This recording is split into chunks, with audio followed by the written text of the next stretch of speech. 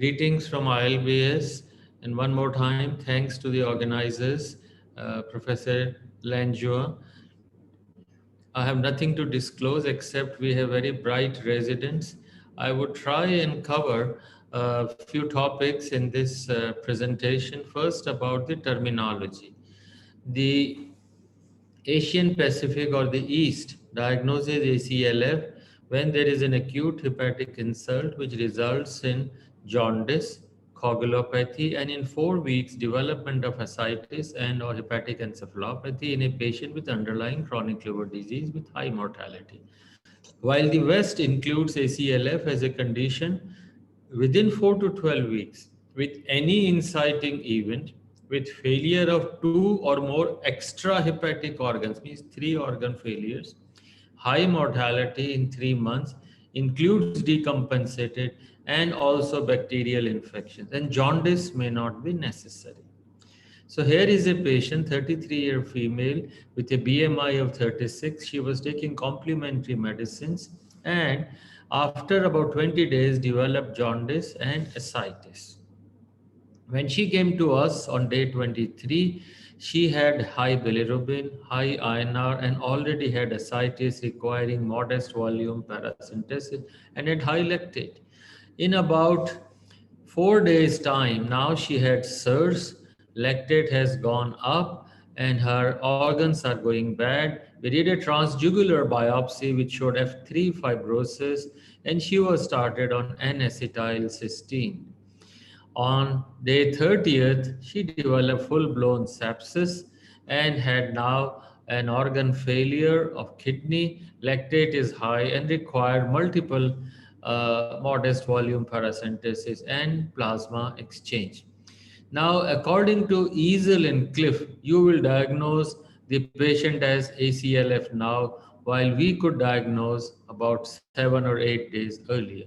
This patient, after 6 days, died due to HE, pneumonia, required vasopressors. So, what is the difference? Once an acute insult occurs, the apostle and the East they diagnose much earlier just with liver failure. No need of SIRS or sepsis. While Easel and Cliff will define ACLF when there is extra hepatic organ failure with or without liver failure, and therefore the apostle identifies ACLF much earlier. You see this canonic study. Liver failure is not necessary. Liver failure was seen in only 14% of the patients, while kidney failure alone, or circulatory failure alone, or multi organ failure were more common. So, if you have a normal liver, it is ALF. If you have a decompensated cirrhosis with acute insult, there could be bleed, there could be sepsis, kidney injury. They have a natural history of their own. What we are talking is a patient who has jaundice, whether chronic liver disease or compensated cirrhosis. Then this jaundice leads to development of ascites. If compensated cirrhosis has bleed, has HE, has HRS, or he has other combinations, then it is not. What the group says is a specified patient of underlying chronic liver disease or cirrhosis with jaundice and ascites, and that is the definition of ARC. If you take the Cliff definition, you will have 27 subgroups, and it is a heterogeneous group. If you take the group from Nexel, the US, all of them have end stage liver disease. Therefore, important to know which phenotype, correct phenotype you are picking up, and then only you can give treatment. Let's go on to some prognostic tools. And diagnosis is easy of ACLF. You have high bilirubin and INR. You define acute insult, chronic liver disease. If there are varices, then you know it is a cirrhosis patient. If no varices, you will need a HVPG or a transjugular liver biopsy. Nowadays, we are using second harmonics just to say that not only periportal area, but collagen proportionate area, type of collagen. Let's see here. Here you have the stage of fibrosis and liver pressure. collagen proportionate area and liver pressure, the type of and the thickness of collagen, and the length of collagen. So nowadays you can see how much is the collagen and correlation with HVPG. The indices are jaundice, coagulopathy, encephalopathy, and lactate. These all define liver failure in a patient with underlying chronic liver disease. Like you have ALF, KCH criteria. Here you have four criteria of liver failure and then one of kidney. Let's say you have in this 1, 2, and 3 points and 5 variables. So if INR is less than 1.5 also and creatinine also less than 1, because some patients after admission may improve. So there is a potential of reversibility. Like say there is a grade of liver failure, grade 2, grade 3, grade 1. Let's look our patient who I just showed. He had a bilirubin about, she had a bilirubin about 22, no HE, had high INR 1.8, high lactate and creatinine. ARC score was 10 at admission. The patient therefore had grade 2 liver failure. Now after 4 days, that is day 27 or 28, this patient had more high INR, lactate was high, creatinine. ARC score became 13. And the patient from grade 2 went to grade 3. So very simple way of now dynamically assessing at bedside of the severity of ACLF. So use ARC grade and ARC scoring system. What is the relevance? If a patient has less than 10 ARC score, then one unit rise from 7 to 8, 8 to 9. Mortality on day 4 increases by 4%, by day 7, 5%. But if the patient presents at 10, then anything above 10 to 11, 11 to 12, mortality in 7 days increases by 20%. Our patient fell into the gray zone, and if it was 11, patient straight away would have gone for a transplant. The scorings of different types, CLIF versus ARC and others are calculated. And here you can see the ROC is best for ARC compared to any other score. You look at the European CLIF organ failure score. Now here you have to earn your points much more severe disease. RRT, patient is intubated, has a high coagulation or circulatory problems. You also see the next-celled American, where organ failures, need for dialysis, HE, shock, mechanic. Now, these are patients who are very advanced. How can they reverse? So we need to have some method where potential of reversibility is there. So let me put it, ladies and gentlemen, ACLF defined by R gives you pure phenotype, jaundice with acute portal hypertension. Liver is the core. Organ failure is not needed to define.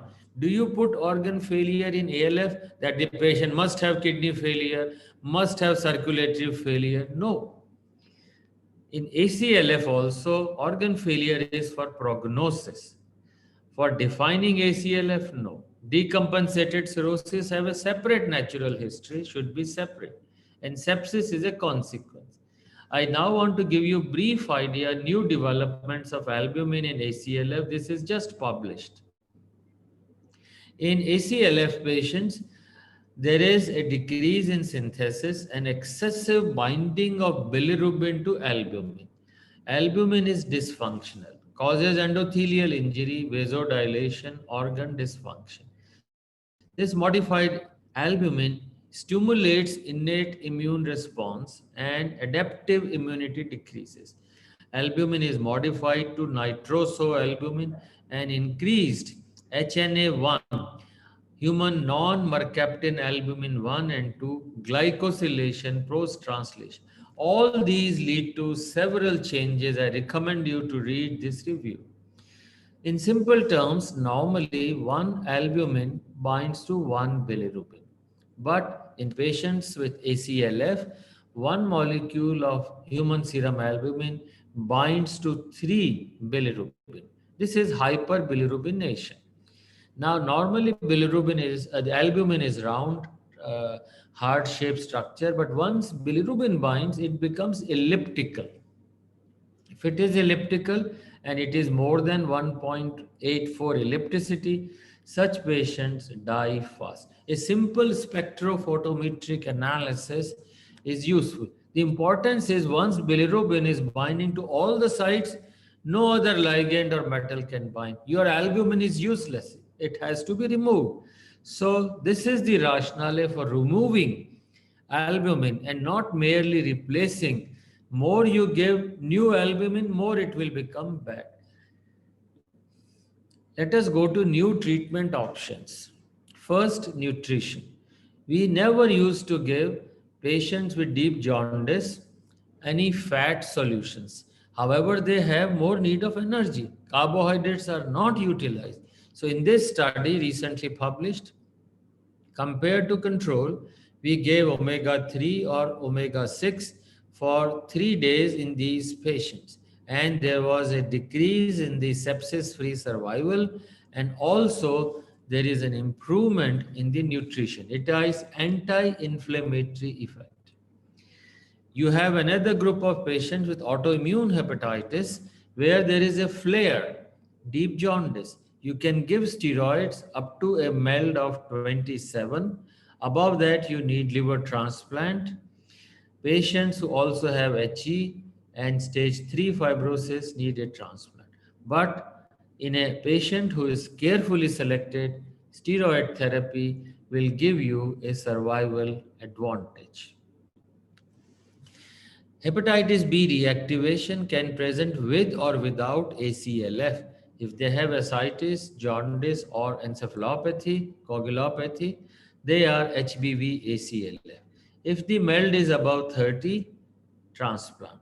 MELD is less than 20 or some studies 23, antivirals can be given.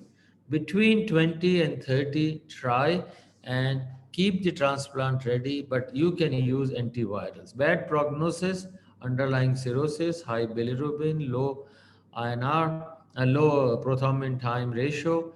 DNA does not decrease in 2 weeks and platelets are low. Let's look at the acute portal hypertension. Because of massive hepatocellular necrosis, see what happens. There is inducer of virus or alcohol, massive necrosis, and this stimulates your inherent immune system. Meanwhile, from the gut through the portal vein, bacteria also reach there.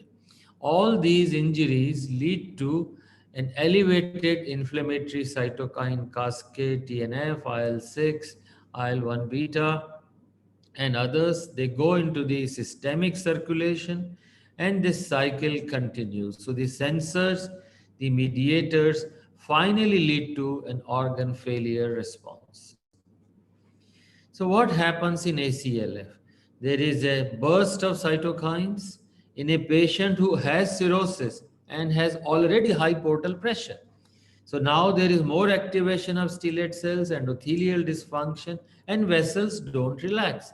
This leads to an acute rise in portal pressure. Let's say it was 10 or 12 earlier, may become 18, 20. And what will this do? Sudden rise in pressure leads to ascites, hepatorenal syndrome, precipitates GI bleed, and hepatic encephalopathy. So such patients, due to intense systemic inflammation, hyperbilirubinemia, and bile acids, causes a lot of problems. And therefore, we need to understand that such patients have very exaggerated hyperdynamic circulatory state. So question is, can we decrease this pressure by beta blockers, and can it improve our outcome? So this study was plenary for ASLD. We showed that if the patient has a reduction in portal pressure by more than 20%, either by beta blocker or spontaneously, varices don't progress. However, if there is no decrease in pressure, pressure is high, there will be rapid progression of varices. And those who received beta blockers have a better outcome than those who were on placebo. This effect, however, goes away after some time. Now, this is also the basis that if the pressures are very high, ACLF patients will bleed. So in this study, in JHEP, it is shown that if you do preemptive TEPs before the pressures remain high and patients bleed, they will have a low rebleeding rate compared to those who do not have preemptive tips. And this adds to survival advantage. As I said, there is a rapid rise in portal pressure and the ascites may have problems.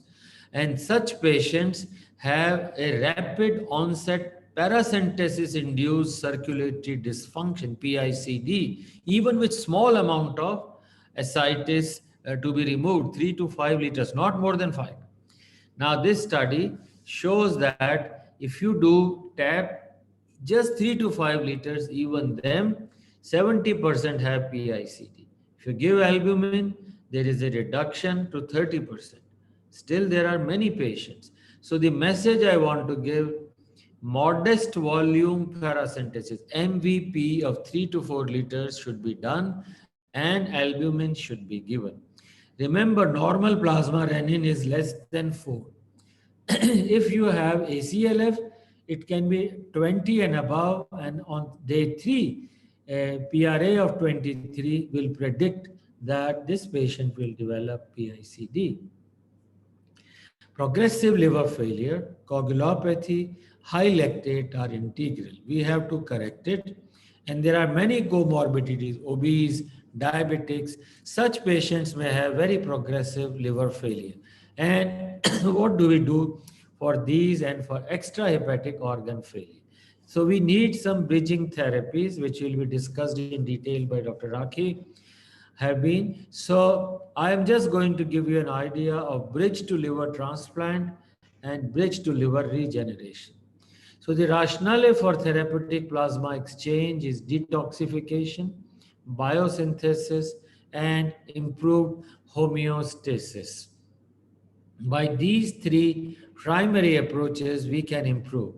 So in this patient, here you can see that there is a plasma exchange given. This is the oxygen consumption rate of monocytes, cells. Now, after plasma exchange or before plasma exchange, you can see the difference. The purple line and the green line are those who have responded. From baseline, this patient has an improved oxygen consumption. This patient will survive. Unlike this patient who at baseline and after plasma exchange has no improvement in the OCR. So at the end of 4 hours of plasma exchange, you do monocyte oxygen consumption, you can say this patient will survive. In this slide, we show that patients who received plasma exchange compared to Prometheus FPSA, there was a distinct benefit with plasma exchange. Patients who have ACLF and HE, we define them grade 1 to 2 as organ dysfunction, cerebral dysfunction, and 3 and 4 as cerebral failure. And an ammonia of 143 and above will define that these patients are going to die. The plasmapheresis or ammonia targeted therapy is required.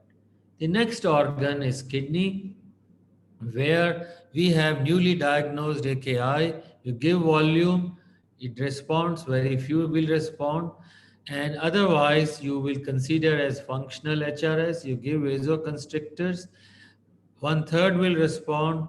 In fact, about 2/3 of the patients, you should be ready with early dialysis, SLED or CRRT, or they may require an early liver transplant. Immune paresis is very important. Sepsis is a result, consequence of liver failure due to failure of neutrophils, monocytes, T cells, and DC. In this study published about 10 years ago, compensated liver disease cirrhosis patients, when they get an acute insult, they get ACLF. Then due to liver necrosis, they will have neutrophil dysfunction, and this neutrophil dysfunction leads to sepsis and organ failure. Giving GCSF improves DC and neutrophil function to prevent organ failure in these patients. GCSF also helps in improving liver regeneration by mobilizing CD34 cells from bone marrow. So in this you can see baseline 30% CD34 positive. Liver is already regenerating to some extent, but after GCSF, more than 2 times increase in these cells, which leads to improved survival 70% compared to placebo. So we strongly feel in a carefully selected group of patients, there is benefit of GCSF to improve outcomes in ACLF. Liver transplant, of course, is their main savior. Several years ago, before the canonic studies, we had shown that organ failures, let's say 3 organ failure, survival would be just about 17-18% or so. So organ failure is bad, but should we have organ failures? So here is ACLF3 according to the West or from canonic or our own studies. You can see that 1 year survival can be much lower in these patients. This survey, which we conducted in Asia and Europe, 84 centers participated. The commonest cause of not operating, transplanting is more than 2 organ failure or sepsis. So do not diagnose by easel cliff, that will delay your entry point. Diagnose your patients earlier. This is our own data of ACLF using ARC scoring of 53 liver transplant patients. In them, everyone had hepatic failure. Other organ failures are also there, and the perioperative survival is about 85% at 20 months, much better than others where late stage patients are taken. So, which patient you can say we will not be able to transplant? Age above 60, a downhill course, active GI bleed, untreated sepsis, leukopenia, fungal pan drug resistant sepsis, pneumonia, vasopressors, high lactate, 3 organ failure, poor quality graft, and pre ICU frailty. So we must know the concept of futility. If your liver transplant survival for 5 years, we have data only of 1 year till now, is that if the survival is less than 50%, don't transplant. So my last slide is how do you manage ACLF? If a patient comes at the admission time, assess for sepsis and also optimize the patient to prevent organ failure. If the MELD is above 30 or ARC score is above 10, this patient goes straight for transplant. Of course, if the patient is improving in the time you are preparing for transplant on day 4 or 7, the patient may be on medical therapy. While if he is worsening, then an emergency transplant is needed. On the other hand, if patient by cliff or easel or other definitions comes with 2 or more organ failures, such a patient will need first plasma exchange or artificial liver support to stabilize him, to make him better. Then the patient can go for emergency transplant. But if he is not improving, it is futile and supportive care. However, if patient comes with 4 or more organ failures, only supportive therapy. All these are available in Hepatology International, where consensus was published. It has a good impact factor. Please help grow your journal. In the last, I would like to just add, we have miles to go in ACLF, need universal definition. We need to define organ dysfunction, not failure. So we can have focused therapies. We can improve liver regeneration. We need good liver support devices like the ones we are now seeing. High priority of transplant decision in the first week so that we can select and individualize the therapy. I urge you, request you to join hands with ACLF ARC, and we have the support of Professor Jidong Jia, Professor Duan, Professor Quinning, and Professor Linjuan, we would like you all to contribute. Now we have 7,300 cases. So please help the ACLF consortium, the ARC, to grow. Please advise. Thank you. And with this, I would like to say thanks to the organizers for inviting me. Thank you all.